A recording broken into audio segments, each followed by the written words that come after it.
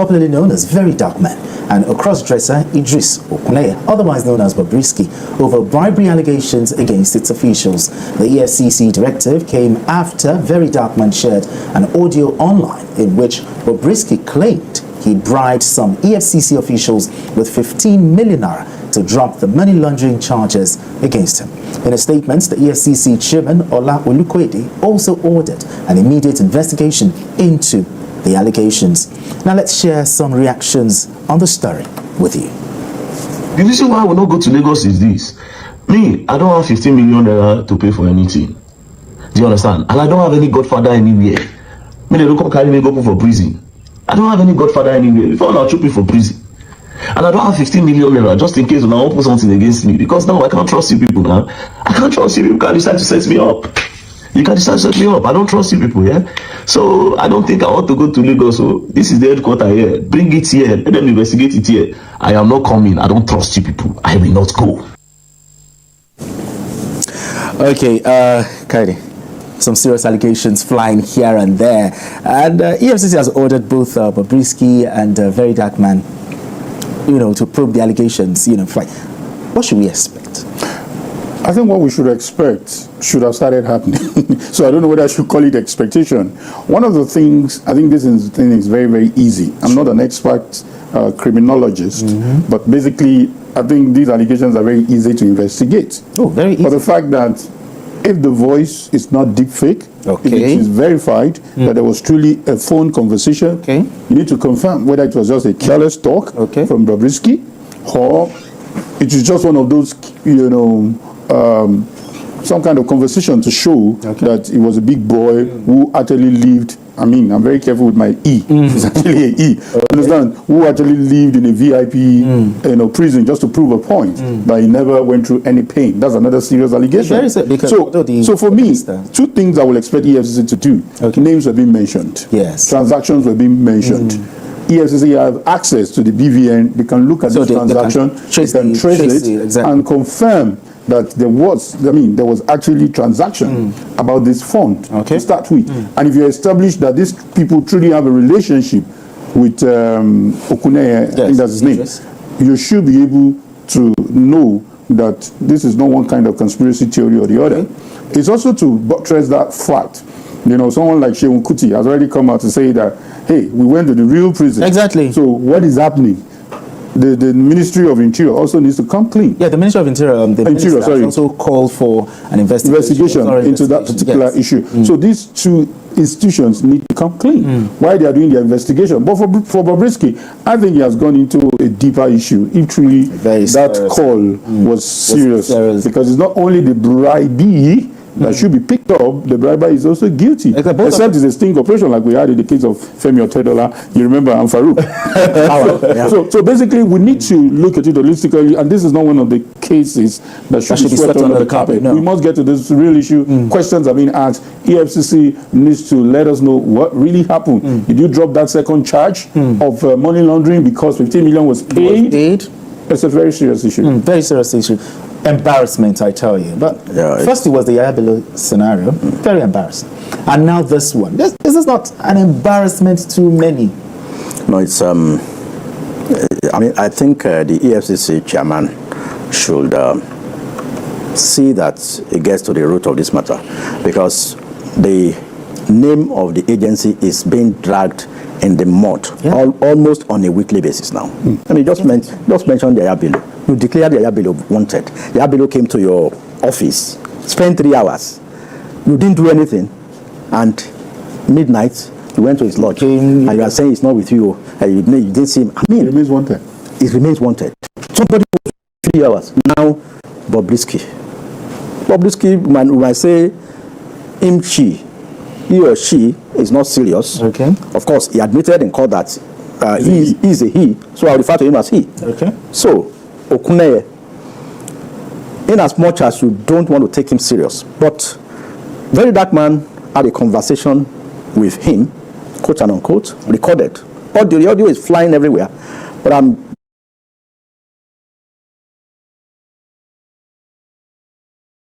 with him, quote and unquote, recorded. The audio is flying everywhere, But as I was coming to the studio, I got one hint that Bobrisky denied the voice tape now.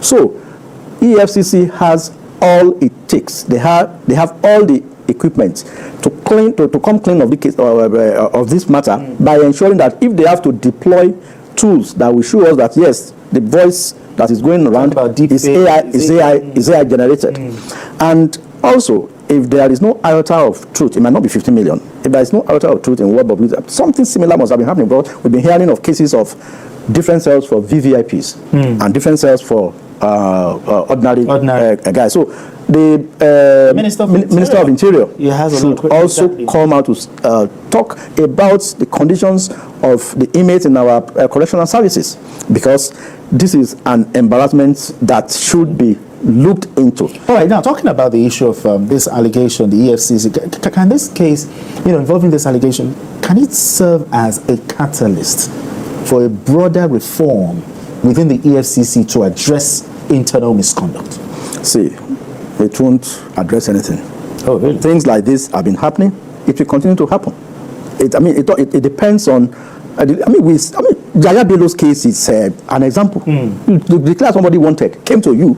You couldn't, and the chairman himself told us that he even wanted him to, initially, he wanted him to come to the back door. How can you say that? So, EFCC needs to, leave that name. They have to, that they are really EFCC. So all these kind of talks, so at times, we are not supposed to be hearing things like this. Things like Yaya Bello's matter should not be staring us in the face.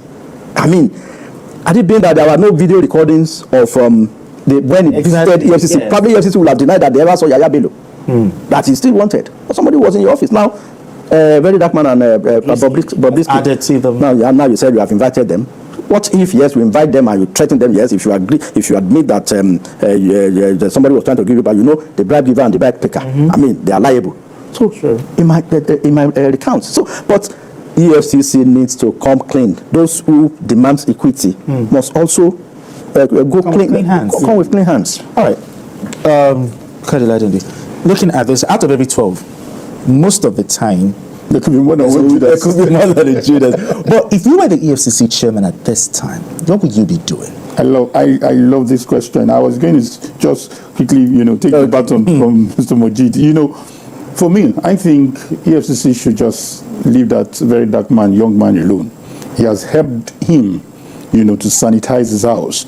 If this story is fake, you don't need to invite him to detect that it is fake. Okay. Even as journalists, as investigative journalists, we can subject it to some fact-checking tools and we'll get it. Let alone an investigative body like EFCC. Let them look at the veracity of that claim, of that video, because there are two versions. Some are saying that Bobrisky could have had a conversation with another person who was recording him, and he gave it to Very Dark Man, who is believed to be very bold, very controversial, and he released it to the public. As much as he is not a professional journalist, but he should look at the story as one journalist who is a blogger has released it to the public. Go and use it as a tool to either look at it that, it is mere fake, and lampoon him, come out, rather than giving other distraction that he should come to your office in Lagos, and that of Bobrisky. Okay, you can invite Bobrisky to come and also confirm it. But beyond that, before these two people come, give us facts, get into this issue that I've mentioned. There are names that have been mentioned, notable names, big names. You understand? So these names should be checked. Let us see the conversation that has happened between them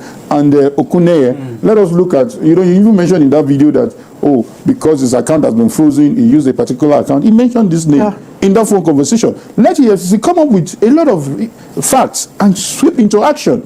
Let this issue not be swept under the carpet. Otherwise, every other person is going to accuse EFCC of being biased. You remember that even when Okuneye was picked and Cubana they say, different laws for different people. However, one was a bit smarter, but even if Okuneye is not smart, even if Okuneye, pardon my word, is so, I don't want to use, okay, whatever it is, let Nigerians believe in you. This video is everywhere.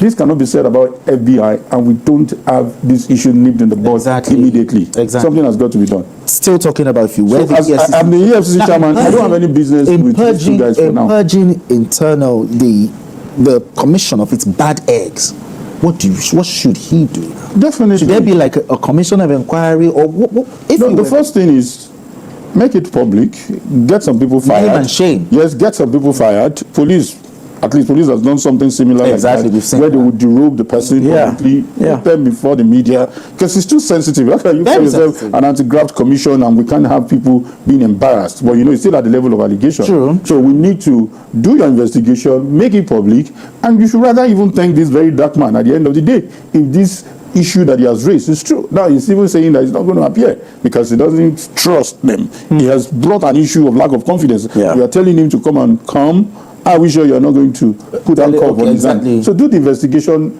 expose the bad eggs, irrespective of who ox is God. However, maybe I should say this: the presidency should show some level of backing for the EFCC too, because I will tell you, one of the things that has made Ribadu a reference point till today was because the backing of the former president. Pick the IG and nothing will happen. The IG of police. The former president really. So I think we need to see that body language. We need to see, because it responds directly to the AGF by default. So the presidency, let's see that backing. Let's see them bite. If he's scared of working, let him throw in the towel. But if he wants to work, let him get this backing from the president, and let's see corruption being dealt with and not being mounted. Of course, I agree with him. But then I don't have any iota of doubt that he has the backing of the presidency. Exactly.